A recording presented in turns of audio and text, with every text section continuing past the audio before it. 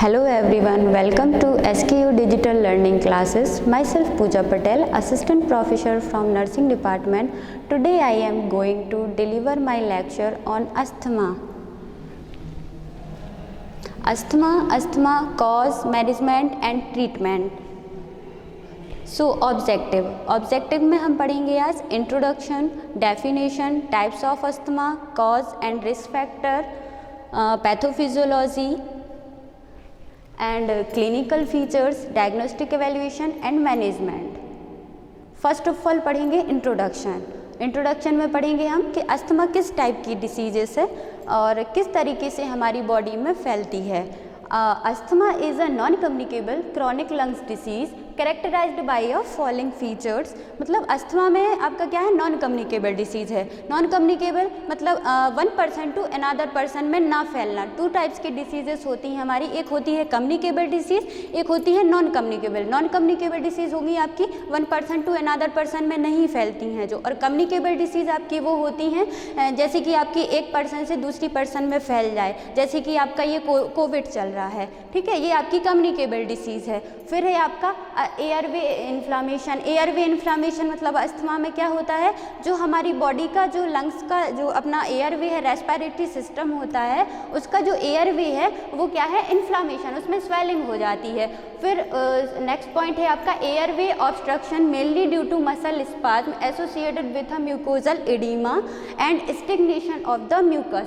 मतलब airway obstruction हो जाना, एयरवेज जो है वो क्या है, ऑब्स्ट्रक्ट हो जाए किसी भी का, मतलब अगर एक्सेसिव म्यूकस सीक्रेट हो रहा है अस्थमा में तो क्या है आपका एयरवे क्या है, ऑब्स्ट्रक्ट हो जाएगा. मीन्स आपका क्या है, एयरवे में कोई चीज़ फंस जाए तो उसको अपन ऑब्स्ट्रक्शन बोलते हैं, ठीक है. फिर नेक्स्ट आपका क्या है, airway hyper reactivity to aerobiological irritants, ठीक है. मतलब जो आपके क्या है एरोबायोलॉजिकल इरिटेंट्स है उसके रिगार्डिंग क्या है, जो एयरवे होगा वो हाइपर एक्टिव हो जाएगा. नेक्स्ट हम पढ़ेंगे डेफिनेशन. इसकी डेफिनेशन ऑफ अस्थमा आपकी क्या है, asthma is a chronic inflammatory disorder of the airway, ठीक है. मतलब क्या है, अस्थमा आपके क्या है, लंबे टाइम तक ऐसी डिसीज़ है जो लंबे टाइम तक, क्रॉनिक टाइम तक चलती है, ठीक है. फिर है आपका the chronic inflammation cause increase in the airway hyperresponsiveness that leads to recurrent episode of wheezing. means asthma में क्या होता है कि आपके जो अस्थमा के साइन होंगे, लाइक जैसे कि क्या है, ब्रीदिंग प्रॉब्लम होना, वीजिंग साउंड होना. वीजिंग साउंड क्या होती है, जो घड़ की आवाज़ आती है उसको बोलते हैं वीजिंग साउंड, ठीक है. तो अस्थमा में जो क्या होता है, एयरवे क्या है, कोई भी अगर ट्रिगर एयरवे के थ्रू अंदर जाता है तो क्या है, जो अस्थमा में एयरवे है वो क्या है, हाइपर रिस्पॉन्सिवनेस आपकी शो करने लगता है, ठीक है. फिर आपका क्या है, नेक्स्ट आपकी सेकेंड डेफिनेशन इसकी क्या है, a condition in which a person airway become inflamed, narrow and swell, ठीक है. मतलब इसमें क्या होता है कि जो हमारा एयरवे है वो इन्फ्लाम्ड हो जाना, मीन्स उसमें सूजन आ जाना, और उसकी जो एक ल्यूमन होती है वो कॉन्स्ट्रिक्ट हो जाना, मीन्स सक्रिय हो जाना, जिससे क्या होगा, हमारी जो क्या बोलते हैं, जो हमारी एयरवे है वो कॉन्स्ट्रिक्ट हो जाएगी. तो जो एयर पासेस का जो एक रास्ता होगा वो एयर पासेस प्रॉपर तरीके से नहीं हो पाएगा, जिस वजह से क्या होगा, हमारी बॉडी को प्रॉपर तरीके से अपन को ऑक्सीजन नहीं मिलेगी, तो क्या है, ब्रीदिंग प्रॉब्लम होगी, ठीक है. नेक्स्ट हम पढ़ेंगे ये हमारा एक डायग्राम के थ्रू अगर मैं बताऊं तो क्या है, एक आपका नॉर्मल एयरवे का आपकी क्या है, एक ये नॉर्मल एयरवे दिया गया है, ठीक है. अगर इसका अपन क्रॉस सेक्शन अगर ल्यूमन का हम देखते हैं तो इसमें आपका क्या है, ये नॉर्मल है, तो इसमें क्या है, इसमें कोई भी प्रॉब्लम नहीं है. ड्यूरिंग अस्थमा, अगर हम ड्यूरिंग अस्थमा सिम्टम, अगर अब अस्थमा अटैक के ड्यूरिंग अपन देखें तो इसमें क्या है, जो ये एयरवे दिया गया है इसमें क्या है, स्मूथ मसल्स होती हैं. स्मूथ मसल्स क्या है, स्मूथ मसल्स जैसे ही यहाँ पे कोई ट्रिगर अगर हमारे बॉडी के अंदर जाता है, जैसे लाइक आपका क्या है, किसी को डस्ट से एलर्जी है या कोई भी इन्फेक्शन या बैक्टीरिया वायरस अंदर चला जाता है, तो क्या है, यहाँ पे जो एयरवे है वो तुरंत उसके प्रति क्या है, हाइपर एक्टिव हो जाता है और यहाँ से क्या है म्यूकस सीक्रेशन बढ़ जाता है। और जब यहाँ पे म्यूकस सीक्रेशन बढ़ जाएगा तो यहाँ पे ल्यूमन क्या है, ल्यूमन में क्या है बहुत सारा म्यूकस एक्यूमुलेट हो जाएगा, जिससे क्या है जो एयरवे का जो पासेज है, जो ल्यूमन है, जो एक रास्ता होता है एयरवे का, वो क्या है प्रॉपर तरीके से एयर हमारी लंग्स के थ्रू क्या है आपकी ना आ पाएगी और ना जा पाएगी। ठीक है, तो ये आपका क्रॉस सेक्शन अगर देखते तो ये है। ठीक है, क्रॉस सेक्शन में ये देखो ल्यूमन अपना क्या है पूरे तरीके से पूरा कॉन्स्ट्रिक्ट हो चुका है। नेक्स्ट ये भी सेम आपका वही है, किस तरीके से ये नॉर्मल एयरवे है। ठीक है, जो क्या है O2 और CO2 को क्या है एक्सचेंज करता है। और जब अपना ड्यूरिंग अस्थमैटिक अटैक हमारे यहाँ क्या होता है, जो एयरवे की ल्यूमन है वो पूरे तरीके से क्या होती है कि ये यहाँ पे कॉन्स्ट्रक्ट हो जाएगी। जैसे कि आपका क्या बोलते हैं म्यूकस अगर यहाँ पे इकट्ठा हो रहा है तो ये पूरा क्या है यहाँ पे ये जो एयर पासेस है वो प्रॉपर तरीके से नहीं हो पाएगा। ठीक है, नेक्स्ट हम पढ़ते हैं टाइप्स ऑफ अस्थमा। मीन्स अपने अस्थमा कितने टाइप्स के होते हैं। जैसे कि आपका एक होता है आपका एलर्जिक अस्थमा, दूसरा होता है नॉन एलर्जिक अस्थमा। ठीक है, ऐसे बहुत टाइप के आपके अस्थमा होते हैं। फर्स्ट हम पढ़ते हैं एलर्जिक अस्थमा। एलर्जिक अस्थमा वो होते हैं जैसे कि लाइक आपका किसी को एलर्जी से अस्थमा प्रोड्यूस हो, जैसे कि किसी को डस्ट से एलर्जी है या किसी को एनिमल डेंडर्स होते हैं, ऐसे बहुत सारे फ्यूम्स वगैरह से एलर्जी है, परफ्यूम वगैरह से एलर्जी है, तो ये सारे आपके एलर्जिक अस्थमा में आते हैं। अब नॉन एलर्जिक अस्थमा हाँ एक होता है आपका, अब एलर्जिक अस्थमा में क्या होता है जो हमारी बॉडी के हमारी बॉडी में जो क्या है जो एयरवे के जो लाइनिंग होती हैं, वो एयरवे की लाइनिंग में क्या है इम्यूनोग्लोबिन ई होती है। इम्यूनोग्लोबिन क्या है हमारी 5 टाइप की इम्यूनोग्लोबिन ई होती हैं। एम होता है इम्यूनोग्लोबिन एम, डी, ए और भी होती हैं आपकी जी होती है। तो ये जो इम्यूनोग्लोबिन ई है ये क्या है हमारी एयरवे के जो लाइनिंग होती है वहाँ पे प्रेजेंट होती है। जैसे ही कोई ट्रिगर हमारी बॉडी के अंदर एयरवेज में इंटर करता है, वहाँ पे क्या है इम्यूनोग्लोबिन ई तुरंत उसके प्रति क्या है एक्शन लेती हैं और वहाँ पे क्या है एलर्जी प्रोड्यूस करने लगती हैं, एलर्जिक रिएक्शन प्रोड्यूस करती हैं। नेक्स्ट आपका है non allergic asthma. Non allergic asthma में हम पढ़ेंगे कि हमारे इसमें आपके एलर्जिक सब्सटेंस इंक्लूड नहीं रहेंगे। नॉन एलर्जिक में आपका लाइक रहेगा जैसे कि कोल्ड हो गया, पॉल्यूशन हो गया और स्मोक वगैरह हो गया, ये सारी चीज़ें आपकी नॉन एलर्जिक अस्थमा में आएंगी। जिससे और फिर आपका एक होता है मिक्स्ड अस्थमा। मिक्स्ड अस्थमा होता है आपका कि आपके दोनों टाइप के सिम्टम हो उसमें, अस्थमा के नॉन एलर्जिक अस्थमा के भी और एलर्जिक अस्थमा के, मीन्स दोनों सिम्टम आपके उसमें शो करें। नेक्स्ट होता है आपका कफ वेरिएंट अस्थमा। कफ वेरिएंट अस्थमा क्या होता है, इसमें क्या होता है आपका वीजिंग साउंड और आपका शॉर्टनेस ऑफ ब्रीदिंग, ये सिम्टम शो ना करके बॉडी हमारी क्या है जो इसमें आपका परसिस्टेंट कफ आपका शो करे, मतलब कफिंग वगैरह बस हो उसमें। ठीक है, नेक्स्ट फिर होती है आपका एक होता है आपका exercise induced asthma. Exercise induced asthma क्या होगा कि जब हम फिजिकल एक्टिविटी करते हैं, लाइक जैसे कि जिम में कोई फिजिकल एक्टिविटी कर रहा है, ठीक है, और एक्सरसाइज वगैरह कर रहा है, उस ड्यूरिंग एक्सरसाइज के समय आपको क्या है अस्थमा का अटैक पड़े। ठीक है, फिर है आपका नॉक्चुरल अस्थमा। नॉक्चुरल अस्थमा क्या होता है कि इसमें क्या है जो अस्थमा के सिम्टम हैं वो क्या है नाइट के टाइम बहुत ज़्यादा बढ़ जाते हैं, उसको अपन बोलते हैं नॉक्चुरनल अस्थमा। फिर है एक आपका ऑक्यूपेशनल अस्थमा। ऑक्यूपेशनल अस्थमा वो होते हैं जैसे कि कई पर्सन हैं जो हमारे मिल्स में काम करते हैं या फिर इंडस्ट्रियल एरियाज़ में काम कर रहे हैं, लाइक जैसे कोई कॉटन फैक्ट्री में काम कर रहा है या फिर परफ्यूम वगैरह की फैक्ट्री में या केमिकल्स फैक्ट्री में, वहाँ से किसी पर्सन को अस्थमा हो, उसके वहाँ के किसी भी जो केमिकल्स हैं जैसे उनके उससे कोई एलर्जी प्रोड्यूस हो और अस्थमा वहाँ से, मतलब ऑक्यूपेशनल इंडस्ट्री से जो अस्थमा हमको मिलता है उसको अपन ऑक्यूपेशनल अस्थमा बोलते हैं। नेक्स्ट हम पढ़ेंगे कॉजेस के। कॉज या उसी को बोलते हैं ट्रिगर फैक्टर या उसी को बोलते हैं रिस्क फैक्टर। मतलब किस वजह से हमारा अस्थमा बॉडी में हो रहा है, कारण क्या है उसका, वो चीज़ पढ़ते हैं। अब जैसे कि हम इसमें पढ़ेंगे एलर्जिक इन्हेलेशन। एलर्जिक इन्हेलेशन मतलब जो अपन ने पढ़ा हुआ था एलर्जिक अस्थमा। अब एलर्जिक अस्थमा में जैसे कि एनिमल डेंडर मतलब जो जानवरों के बाल होते हैं वो हो सकता है, हाउस डस्ट घर की जो डस्टिंग वगैरह होती है उस वजह से, कॉकरोच, पॉलेंस और ये सारी चीज़ें आपकी आ जाएंगी। ठीक है। अब एयर पॉल्यूटेंट में क्या होगा आपका, एयर पॉल्यूटेंट में आपके जैसे फ्यूम्स वगैरह हो गई, परफ्यूम्स हो गए, ठीक है, ऑक्सीडेंट्स, सिगरेट स्मोकिंग, ये सारी चीज़ें आ जाएंगी। ठीक है। वायरल अपर और इसमें आपका फिर हो जाएगा वायरल बैक्टीरियल इन्फेक्शन हो सकता है एक आपका कॉज, लाइक जैसे कि आपका कोई भी वायरल इन्फेक्शन हो, या फिर आपका साइनसाइटिस। साइनसाइटिस आपका क्या, जो साइनस मेम्ब्रेन होती है नोज़ में, उसमें इन्फेक्शन हो जाना या उसमें इन्फ्लामेशन हो जाना, इन्फेक्शन की वजह से इन्फ्लामेशन हो जाना साइनस मेम्ब्रेन में, उसको बोलते हैं साइनसाइटिस। फिर है आपका exercise and cold dry air. ठीक है। मतलब क्या है, कोल्ड ड्राई एयर है जहाँ पे जो सीज़न चलता है, ठंड का सीज़न चलता है, उस वजह से और एक्सरसाइज करने से ये सारी चीज़ें आपके एक कॉज हो जाता है। स्ट्रेस, ज़्यादा कोई स्ट्रेस ले रहा है, चिंता कर रहा है, उस वजह से अस्थमा का अटैक बढ़ना।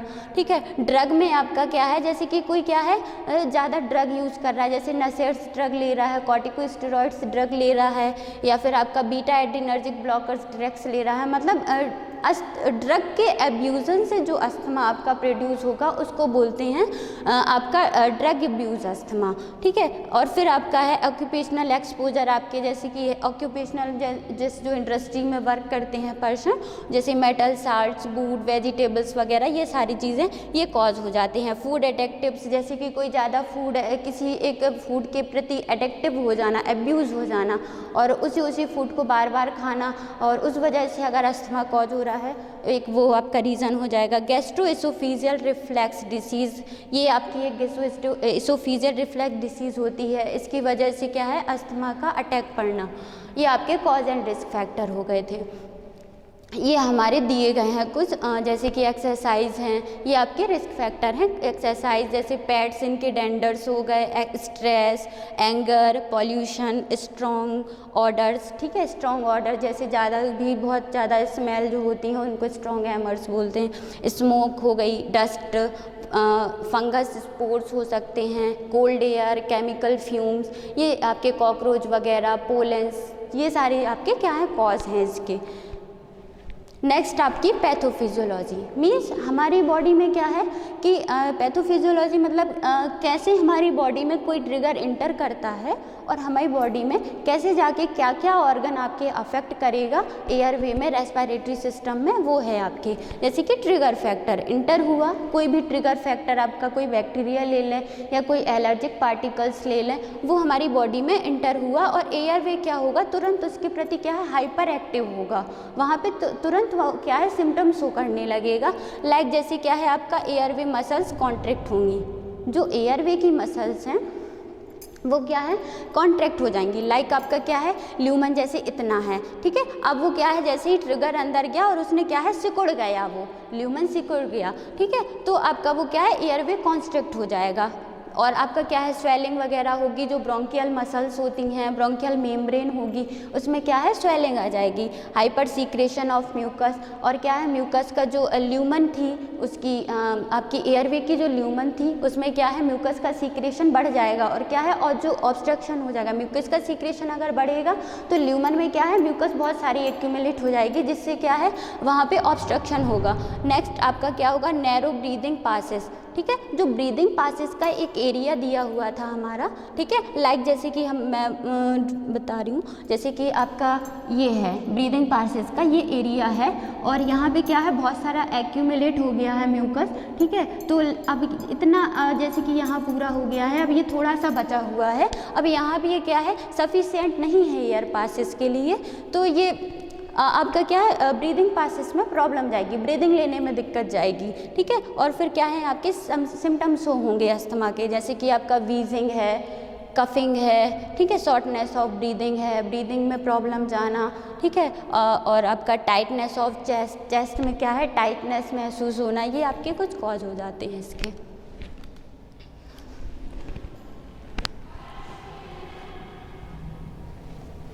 फिर पढ़ेंगे हम क्लिनिकल फीचर्स। क्लिनिकल फीचर्स हमारे क्या है, मतलब ड्यूरिंग अस्थमा हमारी बॉडी क्या क्या सिम्टम्स शो करेगी, जैसे कि सांस लेने में प्रॉब्लम जाएगी, ठीक है, चेस्ट टाइटनेस होगी, हेडेक वगैरह भी हो सकता है, नोजिया भी हो सकती है, वोमिटिंग भी हो सकता है। तो ये कुछ साइन एंड सिम्टम दिए गए हैं, जैसे कि वीजिंग साउंड। वीजिंग साउंड का मतलब होता है घड़-घड़ की आवाज़ आना, ठीक है, डिस्निया है, प्रॉब्लम होना, उसमें सांस लेने में दिक्कत होना, या शॉर्टनेस ऑफ ब्रीदिंग बोल सकते हैं हम उसको।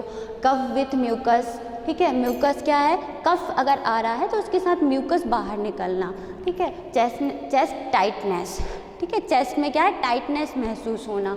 डायफोरेसिस मतलब एक्सेसिव स्वेटिंग होना।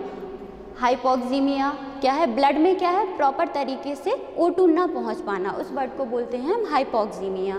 फिर है टैकीकार्डिया। टैकीकार्डिया आपका, ये भी आपका रेस्पिरेशन और ब्रीदिंग से रिलेटेड है आपका, ठीक है। प्रोलॉन्ग्ड एक्सपायरेशन और आपके ये ट्रबल स्लीपिंग, मीन्स अगर अपन को अस्थमा का अटैक आ रहा है किसी पेशेंट्स को, तो क्या है, उसका स्लीपिंग पैटर्न बिल्कुल डिस्टर्बेंस हो जाएगा, प्रॉपर तरीके से नींद नहीं ले पाएगा। ये कुछ आपके साइन एंड सिम्टम होते हैं इसके अस्थमा के, ये दिए गए हैं, जैसे कि आपका रैपिड ब्रीदिंग है, शॉर्टनेस ऑफ ब्रीथ है, chest tightness, wheezing, racing heart beat एकदम से बढ़ना, क्रॉनिक कफ, लंबे समय तक कफ आपका बढ़ना, और नाइट अस्थमा एपिसोड्स, ये और क्या है, नाइट के टाइम पे अस्थमा के एपिसोड्स क्या है, बहुत ज़्यादा आना। मेनली ये ठंड के टाइम है, जो विंटर सीजन होता है, इसमें अस्थमा के जो साइन एंड सिम्टम है वो बहुत ज़्यादा शो होने लगते हैं। नेक्स्ट पढ़ेंगे हम diagnostic evaluation. Diagnostic evaluation means हम जो जांच करवाते हैं, जैसे कि कोई भी डिसीज़ हो जाती है तो उसको एक अपन को जांच करवा के ये पता चल जाता है, डायग्नोस्टिक एवेल्युएशन करवा के ये पता चल जाता है कि किस प्रकार की डिसीज़ है, किस टाइप की डिसीज़ है हमारी बॉडी में। जैसे हम फीवर हो जाता है तो फीवर में हम ब्लड टेस्ट करवाते हैं, या टेम्परेचर भी हम मेज़र करवाते हैं। तो डायग्नोस्टिक एवेल्युएशन में ये पता चलता है कि हम अगर जिस डिसीज़ रिगार्डिंग टू डिसीज़ हम डायग्नोस्टिक एवेल्युएशन करवाते हैं। जैसे इसमें फर्स्ट हमारा दिया गया है हिस्ट्री कलेक्शन। हिस्ट्री कलेक्शन क्या होता है, मीन्स पेशेंट की पूरी कंप्लीट हिस्ट्री हमें लेना, मीन्स फैमिली हिस्ट्री पूरी, कि फैमिली हिस्ट्री में ये हो लेंगे हम कि किसी को पहले जेनेटिक, मतलब किसी के दादा या किसी के पेरेंट्स को, मतलब जेनेटिकली तो किसी को नहीं आ रही है ये डिसीज़ अस्थमा, तो हो सकता है उनके बच्चों को भी आए अस्थमा। तो ये हमारा हिस्ट्री कलेक्शन में पता चल जाता है हमें। अगर जेनेटिकली अगर किसी को होती है तो पता चलता है हाँ ये जेनेटिक है, अगर बच्चे को हो रही है, अगर किसी के फादर को है और बच्चे को भी वही सिम्टम्स शो हो रहे हैं तो हाँ ये जेनेटिकली हमारा होगा, ठीक है। फिर हम करवाते हैं फिजिकल एग्जामिनेशन। फिजिकल एग्जामिनेशन में हम क्या करवाएंगे कि 4 स्टेजेस होती हैं फिजिकल एग्जामिनेशन की। जैसे फर्स्ट हम क्या करवाएंगे, पल्पेट करेंगे पेशेंट को, ठीक है। पल्पेशन में क्या होगा कि पेशेंट को हम छू के पता करें कि पेशेंट की स्किन किस तरीके की है, किस टाइप की उसकी बॉडी शो कर रही है, टेम्परेचर हाई तो नहीं है, स्किन ठंडी तो नहीं पड़ रही है, तो ये हमको पल्पेशन में पता चल जाता है। फिर आता है हमारा ऑस्कल्टेशन। ऑस्कल्टेशन में क्या होता है कि हमें ब्रीदिंग साउंड ऑस्कल्टेट करने पड़ते हैं। लाइक हम चेस्ट में क्या है स्टेथोस्कोप रख के उसका ब्रीदिंग साउंड ऑस्कल्टेट करेंगे। अगर नॉर्मल होगा तो नॉर्मल साउंड सुनाई देंगे, और अगर एबनॉर्मल साउंड होंगे और अगर डिसीज़ कंडीशन है तो एबनॉर्मल साउंड सुनाई देंगे, ठीक है। एक होता है आपका परकशन। परकशन में क्या होता है कि जैसे परकशन हम तब करते हैं जैसे कि बॉडी के कोई भी पार्ट में अगर फ्लूइड एक्यूमुलेट होता है, लाइक जैसे एडिमा की कंडीशन में, ठीक है। एडिमा की कंडीशन में क्या होगा, हम कहीं पे परकशन करेंगे, मीन्स हम इसको टैपिंग करके पता करेंगे कि वहाँ पे फ्लूइड वगैरह एक्यूमुलेट तो नहीं है। तो ऐसी कुछ स्टेजेस होती हैं फिजिकल एग्जामिनेशन की जो हम करते हैं पेशेंट। फिर पीएफटी मीन्स हमारा पल्मोनरी फंक्शन टेस्ट, मीन्स हमारी जो पल्मोनरी आर्टरीज वेन है वो प्रॉपर तरीके से फंक्शन कर रही हैं या नहीं कर रही हैं। अगर डिसीज़ कंडीशन है तो एबनॉर्मल फंक्शन शो करेंगी, और अगर डिसीज़ नहीं है तो प्रॉपर तरीके से फंक्शन शो करेंगी। तो हम इस कंडीशन में पीएफटी करवाते हैं, पल्मोनरी फंक्शन टेस्ट। फिर हमारा आता है नेक्स्ट आता है peak expiratory flow rate. Peak expiratory flow rate का हमारा जो ये डायग्राम के थ्रू अगर मैं बताऊं तो ये दिया गया है कि एक पेशेंट ये बैठा हुआ है और उसको एक फ्लो मीटर दे देते हैं, उसको एक्सपायरेट करने के लिए बोलते हैं, ब्रीदिंग एक्सपायरेट करने के लिए। अगर डिसीज़ कंडीशन होती है तो वो कम एक्सपायरेट कर पाता है, और अगर जनरल कंडीशन है, पेशेंट सही है, तो उसका जो एक्सपायरेटरी रेट होगा वो नॉर्मल होगा। लेकिन अगर अस्थमा की कंडीशन में पेशेंट को एक्सपायरेशन के लिए बोलेंगे तो क्या है वो उसकी जो फ्लो रेट आएगी वो कम आएगी। ये है इसका जो ये दिया गया है, ये पेशेंट बैठा हुआ है, ये मॉनिटर है, ये जैसे ही एक्सपायरेट करेगा इस फ्लो मीटर में, आप ये मीटर मॉनिटर है, इसमें शो कर जाएगा कि किस तरीके का आपका कितना इसमें कितनी उससे मतलब क्या बोलते हैं उसको फ्लो एब्जॉर्ब कर पा रहा है, एक्सपायरेट कर पा रहा है उसको। ठीक है, फिर हम करवाते हैं chest X ray. Chest X ray asthma की कंडीशन में हम करवाएंगे, चेस्ट टाइटनेस वगैरह हो रही है तो उसमें अगर कोई प्रॉब्लम होगी तो पता चल जाएगा। फिर एबीजी और ऑक्सीमेट्री। एबीजी क्या होता है? आर्टीरियल ब्लड गैसेस, मीन्स इसमें हमें क्या पता चलता है आर्टीरियल ब्लड गैसेस में कि जो हमारी आर्टरीज हैं और जो हमारा ब्लड है उसमें क्या है O2 और CO2 की जो एक क्वांटिटी होती है वो कैसी है, कम है। अगर डिसीज़ कंडीशन है तो एबनॉर्मल होगी, CO2 की मात्रा ज़्यादा होगी, O2 की कम होगी, तो एबीजी में आपका ये पता चल जाता है। ऑक्सीमेट्री, पल्स ऑक्सीमेट्री जो होता है उसमें पल्स रेट का पता चलता है कि किस तरीके की हमारी पल्स चल रही है। फिर आपका एलर्जिक रिएक्शन टेस्ट होते हैं, एलर्जिक स्किन टेस्ट। इसमें क्या है, एक जाइलोकाइन सॉल्यूशन आता है, उसको हम क्या है अपनी बॉडी में इंट्राडर्मली सिरिंज से इंसर्ट करवाते हैं, जैसे कि ये इसमें डायग्राम में शो कर रहा है। अगर कोई भी इन्फेक्शन या नहीं होता है तो बॉडी में आपका जो ये स्पॉट दिया हुआ है इस पर कोई भी आपका सिम्टम शो नहीं करेगा।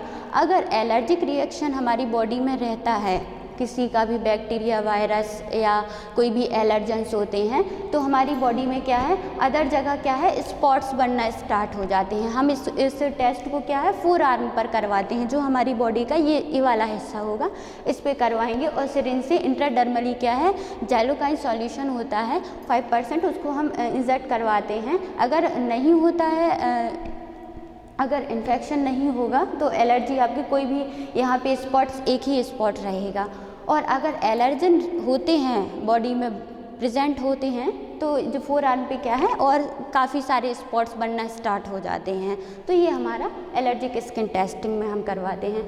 फिर है ब्लड लेवल या इसिनोफिल्स एंड इम्यूनोग्लोबिन, ये आपका हमारा हो जाता है CBC काउंट में। कंप्लीट ब्लड काउंट जब हम करवाते हैं तो उसमें क्या है इसिनोफिल्स का लेवल पता चलता है, बढ़ा, अगर इन्फेक्शन होता है तो इसका लेवल बढ़ा हुआ होता है। ये सारी चीज़ें आपकी डायग्नोस्टिक इवैल्यूएशन में हम पढ़ते हैं। नेक्स्ट हम पढ़ेंगे इसमें मैनेजमेंट ऑफ अस्थमा, कि मतलब हम अस्थमा अगर किसी पेशेंट को हो गया है तो उसको किस तरीके से हम मैनेज करेंगे। फर्स्ट हम पढ़ेंगे pharmacological management. Pharmacological management means जो हम दवाइयाँ देंगे पेशेंट को, ठीक है। 3 टाइप के मैनेजमेंट होते हैं आपके, pharmacological management, non pharmacological management और नर्सिंग मैनेजमेंट। फार्माकोलॉजिकल मैनेजमेंट में हम जो दवाइयों के द्वारा पेशेंट को ट्रीट करेंगे, थ्रू द मेडिसिन हम अगर किसी पेशेंट को ट्रीट कर रहे हैं तो वो हमारा फार्माकोलॉजिकल मैनेजमेंट में आ जाएगा। नेक्स्ट हमारा आता है non pharmacological management. Non pharmacological management में हम पेशेंट को क्या है डाइट प्रोवाइड करवाएंगे कि किस तरीके की पेशेंट को डाइट देनी है, अगर अस्थमा का पेशेंट है तो उसे किस टाइप की डाइट लेनी चाहिए। फिर आता है आपका नर्सिंग मैनेजमेंट। अगर कोई पेशेंट हॉस्पिटल में एडमिट हो गया है तो एक नर्स किस तरीके से पेशेंट को, अस्थमेटिक अटैक वाले पेशेंट को किस तरीके से मैनेज करेगी, उसको कैसी पोजीशन उसको देनी है, किस तरीके से उसको रिलैक्सेशन प्रोवाइड करवाना है, एंजाइटी कैसे दूर करनी है, ये सारे आपके नर्सिंग मैनेजमेंट में आते हैं। तो फर्स्ट ऑफ ऑल पढ़ेंगे हम फार्माकोलॉजिकल मैनेजमेंट। फार्माकोलॉजिकल मैनेजमेंट में हम पढ़ेंगे फर्स्ट ऑक्सीजन एडमिनिस्टर, मीन्स अपन को क्या है ऑक्सीजनेशन स्टार्ट करवाना है। नेक्स्ट हम जो पढ़ेंगे वो शॉर्ट टर्म और quick relief medication. Short term मतलब कम टाइम के लिए, कम टाइम में जल्दी आराम मिलना, मतलब ये आपका short term quick relief medication में आ जाएगा। जैसे कि ब्रोंकोडायलेटर, ठीक है। ब्रोंकोडायलेटर आप क्यों देंगे, इसलिए क्योंकि जो हमारी ब्रोंकियल वॉल थी वो कॉन्स्ट्रिक्ट हो गई थी, नैरो हो गई थी, उसको हम वापस से डायलेट करने के लिए ऐसी मेडिसिन देंगे जिससे ब्रोंकियल की वॉल डायलेट हो जाए, मतलब फैल जाए, तो उन मेडिसिन को हम बोलते हैं ब्रोंकोडायलेटर। ठीक है, जैसे कि आपका ये दिया गया है, this drug relax the smooth muscles and bronchial tubes, मतलब जो ब्रोंकियल ट्यूब्स हैं उनको प्रॉपर तरीके से फिर से डायलेट करने के लिए हम ब्रोंकोडायलेटर देते हैं। नेक्स्ट हमारी आती हैं शॉर्ट एक्टिंग बीटा एगोनिस्ट। दो टाइप की आपकी मेडिसिन होती हैं, एक होती हैं एगोनिस्ट, एक होती हैं एंटागोनिस्ट। एगोनिस्ट मेडिसिन वो होती हैं जो क्या है एक पर्टिकुलर थिंग के फंक्शन को प्रिवेंट करती हैं, और एंटागोनिस्ट वो होती है कि किसी पर्टिकुलर फंक्शन के फंक्शन को स्टिमुलेट करना। ठीक है, तो इसमें आपका क्या आ जाएगा, ये है जैसे कि आपकी एल्ब्यूटेरॉल और सल्ब्यूटामॉल, ये आपकी ये ड्रग्स आ जाएंगी इसमें। दूसरी आपकी है एंटीकोलिनर्जिक ड्रग। एंटीकोलिनर्जिक ड्रग वो होती हैं, जैसे दो टाइप की होती हैं, एक होती है आपकी कोलिनर्जिक ड्रग और एक होती है एंटीकोलिनर्जिक ड्रग। कोलिनर्जिक ड्रग वो होगी जिसमें जैसे कि कोलिन आपके क्या है, कोलिनर्जिक आपका एसिटिल कोलिन आपका क्या है, न्यूरोट्रांसमीटर है। न्यूरोट्रांसमीटर आपके बहुत सारे होते हैं, जैसे कि आपका सीरोटोनिन होता है, डोपामाइन होता है, ऐसे आपका एसिटिल कोलिन होता है, शॉर्ट में हम उसे ACH पढ़ते हैं। तो एसिटिल कोलिन क्या करता है, जो हमारी मसल कॉन्ट्रैक्शन को क्या है, मसल कॉन्ट्रैक्शन को बढ़ा देता है। ठीक है, तो यहाँ पे हम एंटीकोलिनर्जिक इसलिए देंगे कि अपन को मसल कॉन्ट्रैक्शन को कम करना है। ठीक है, तो एंटीकोलिनर्जिक ड्रग जैसे ही हम देंगे तो पेशेंट की जो मसल ज़्यादा कॉन्ट्रैक्ट हो रही थी, वहाँ पे कॉन्ट्रैक्शन ज़्यादा प्रोड्यूस हो रहा था, उसको कम करने के लिए हम ये एंटीकोलिनर्जिक ड्रग देंगे। जैसे कि आपका आइप्राटोपियम है, ब्रोमाइड है, और ये आपकी ये दी गई है टियोट्रोपियम ब्रोमाइड दी गई है, मतलब 2 ड्रग्स दी गई हैं आपकी एंटीकोलिनर्जिक ड्रग में। नेक्स्ट है आपका इनहेल्ड कॉर्टिकोस्टेरॉइड। कॉर्टिकोस्टेरॉइड्स क्या होती हैं आपकी, कॉर्टिकोस्टेरॉइड ड्रग्स की आपकी क्लास में आते हैं, जैसे कि आपका जो इन्फ्लामेशन को कम करें। ठीक है, जैसे अस्थमा में क्या है, जो एयर पासेस था हमारा, जो एक ल्यूमन था वो क्या है इन्फ्लाम्ड हो रहा था। ठीक है, जिससे क्या है उसकी जो ल्यूमन है वो नैरो हो रही थी, अब उसको सही करने के लिए हम कॉर्टिकोस्टेरॉइड ड्रग देंगे। जैसे कि इसमें आपकी आ जाती हैं, जैसे these medication are use to treat asthma is long term care, this prevent and relieve swelling. ठीक है, अस्थमा की क्या है, इसकी स्वेलिंग को प्रिवेंट करेंगी, और क्या है जो एक्सेसिव म्यूकस प्रोडक्शन हो रहा था उसको भी प्रिवेंट मतलब कम करवाएंगी। ठीक है, तो ये आपकी बैक्लोमिथाजोन है, बुडेशोनामाइड है, और आपकी है फ्लूटिकासोन, ये आपकी कुछ ड्रग हैं कॉर्टिकोस्टेरॉइड्स की। फिर आपकी आती हैं लॉन्ग एक्टिंग बीटा एगोनिस्ट, मतलब आपकी क्या है बीटा रिसेप्टर को जो ओपन करती हैं या क्लोज करती हैं, जैसे कि आपका ये है फॉर्मिट्रिरोल और ये आपकी साल्मिट्रिरोल है, ये आपकी बीटा एगोनिस्ट मेडिसिन है। फिर आपकी कॉम्बिनेशन इन्हेलर में आ जाएंगी। कॉम्बिनेशन इन्हेलर में जैसे कि हमने देखा हुआ है, जैसे अस्थमा के अगर किसी को अटैक पड़ते हैं तो 1 मीटर डोज होता है उसका, लाइक ऐसे इस टाइप का होता है, इस टाइप का होना, इस टाइप का होता है। यहाँ से मेडिसिन को हम डालते हैं, एंटर करवाते हैं, और इसको मुंह में ऐसे पंपिंग करवाते हैं। ठीक है, तो उसको हम मीटर डोज बोलते हैं। उसमें क्या है, कॉम्बिनेशन में कुछ कैप्सूल होते हैं, उनको अंदर डाल के ऐसे हम उसको अगर अटैक पड़ता है तो तुरंत उसको इस तरीके मीटर डोज बोलते हैं इसको।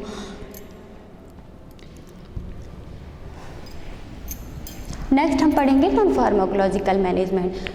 नॉन फार्माकोलॉजिकल मैनेजमेंट में आपकी ऑक्सीजन थेरेपी तो उसमें भी चलेगी, फार्माकोलॉजिकल मैनेजमेंट में भी चलेगी और इसमें भी चलेगी।